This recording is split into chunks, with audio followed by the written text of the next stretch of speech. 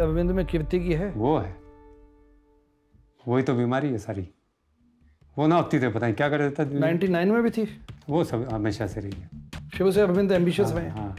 अरविंद का जो एक उग्र रूप रहा है, वायलेंस वाला रहा है, वो हमेशा से रहा है।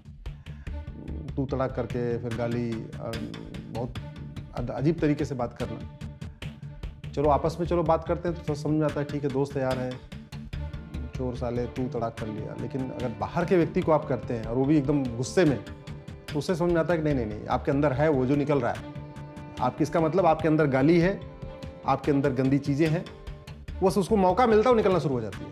एक बड़े ही सियाने आदमी ने पीछे से एक बात कही, कहता सिरसा वाला डेरा है ना, जो उसकी गुफा है, जो उसकी गुफा में अंदर चला जाता है ना, उसको असलियत पता है। और हम वो लोग हैं जो गुफा के अंदर रह के आए, और हम सिरसे वाले की नहीं, हम अरविंद की गुफा के अंदर रह के, हमें असलियत पता है अरविंद कैसा है। आज अरविंद कईयों को अच्छा लग सकता है, कई लोग अरविंद को आज भी भगवान मानते हैं। अपने आप लोगों को समझ आएगी, किसी के समझाने से समझ नहीं आती। जब छत्रपति ने सिरसा वाले बाबा की पोल खोली थी, कहाँ समझ आई थी?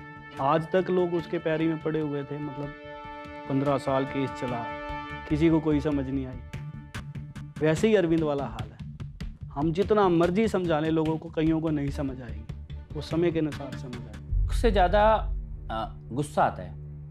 आपने कहानी सुनी होगी खड़क सिंह की। खड़क सिंह की कहानी में वो एक निरीह ज़रूरतमंद का रूप धर के, बीमार व्यक्ति का रूप धर के वो डाकू सड़क के किनारे बैठ जाता है, और ये बाबा अपने घोड़े पे आते हैं, उसको बीमार देख के उसे अपने घोड़े पे बिठा लेते हैं, और वो बाबा को गिरा के घोड़ा लेके भागता है। तो बाबा उससे कहते हैं कि तूने मेरे को धोखा दे के घोड़ा तो ले लिया, लेकिन ये बात किसी को बताइयो मत, क्योंकि लोग ज़रूरतमंद की मदद करनी छोड़ देंगे। इसके बाद हर किसी को शक की निगाह से देखेंगे।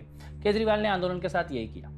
केजरीवाल ने जो ईमानदारी के नाम पर जो ढकोसला किया, जो दिखावा किया, डिसेंट्रलाइजेशन के नाम पर करप्शन, और जो उनका रूप निकल के आया, वो उन्होंने अब ऐसा कर दिया कि आज देश में अगर कोई खड़े होकर आप बाहर सड़क पे जाएं और आप बोलें कि मैं ईमानदारी राजनीति करूंगा, तो हो सकता है जनता आपको पीटना शुरू कर दें कि दूसरा केजरीवाल आ गया, ये फिर धोखा देगा, ये कैसी बात कर रहा है केजरीवाल जैसी। तो वो उन्होंने आंदोलन की, शब्दों की, उसकी गरिमा को ख़त्म कर दिया है। और इसको देख के एक मेरे को ज़रूर मेरे मन में क्षोभ और गुस्से की ये भावना आती है कि आपने पूरे के पूरे शहर और पूरे के पूरे देश की उम्मीदों के साथ आप कुछ भी और छोटा मोटा धंधा करके ये जितना आपने इसमें लूटा खाया होगा वो आप अपने IRS रहते हुए भी कर सकते थे। और मतलब आपको इस देश के पूरे सिस्टम को चीट करना, लोगों के सपनों को, उम्मीदों को, लोग अपने दुकान, काम, धंधे, नौकरी छोड़ के आंदोलन के लिए निकले थे, देश बदलेगा, हजारों NRIs चुनाव प्रचार करने के लिए आए थे, लोग अपनी सैलरी में से आपको चंदा दे रहे थे, सड़क में आप निकल जाओ तो लोग पैसे दे देते थे कि चुनाव लड़ने का इनके पास पैसा नहीं है, आपके पर्चे जनता छाप देती थी। एक बहुत बड़ा सपना, बहुत बड़ी उम्मीद लोगों ने देखी थी कि थर्ड अल्टरनेटिव, तीसरा विकल्प इस देश की राजनीति में खड़ा होने वाला है। इन्होंने कम से कम अगली एक पीढ़ी तक के लिए वो सपना तोड़ दिया है। कोई भी और खड़ा होगा तो उसको पहले ये साबित करना होगा कि मैं केजरीवाल नहीं हूँ, पहले ये साबित करने की लड़ाई लड़नी पड़ेगी, उसके बाद ही कोई कुछ कर पाएगा। तो केजरीवाल ने एक वो उस प्रकार का छल देश की जनता के साथ, दिल्ली की जनता के साथ किया है, जो आने वाले लोगों को भी जिसकी कीमत चुकानी पड़ेगी। वो एक मेरे को लगता है सबसे बड़ा नुकसान इस पूरी प्रक्रिया में हुआ है। अरविंद से बात होती है कभी? नहीं, मैं करता नहीं बात, अभी मैं बात नहीं करता, वो रास्ता अलग हो गया ना,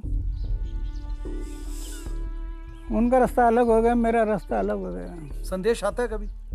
उनका संदेश आता है कभी?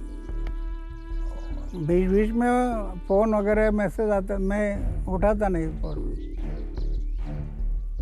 देश का बहुत बड़ा नुकसान हो गया है। एक उम्मीद थी जो टूटी। वो अपने एजेंडे पे क्लियर थे, उनको पावर चाहिए थी, बाय हुक और बाय क्रुक। अन्ना जी तो शुरू से इस बात के खिलाफ है, क्योंकि जो पॉलिटिक्स है वो पॉलिटिक्स हमारी कंट्री में पैसा से सत्ता और सत्ता से पैसा, ये it's a vicious circle.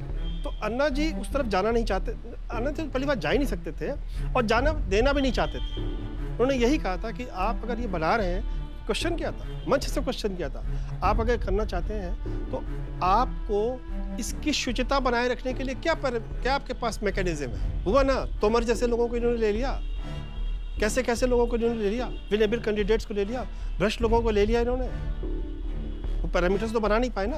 Winnability के नाम पे ऐसे लोग ले लिया ना, ले लिया पूरी तरीके से, जो जितने पैरामीटर्स सब कुछ छिन्न भिन्न कर दिया ना आपने। क्या अन्ना भी नहीं समझ पाए इन्हें?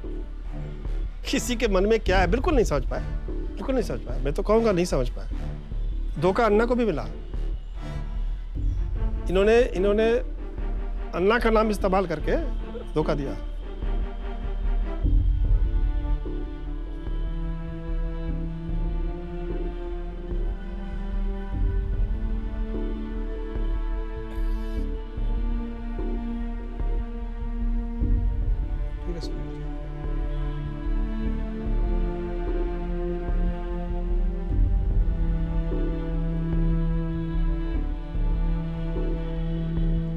कोई बात नहीं, फिर लोग उभरेंगे।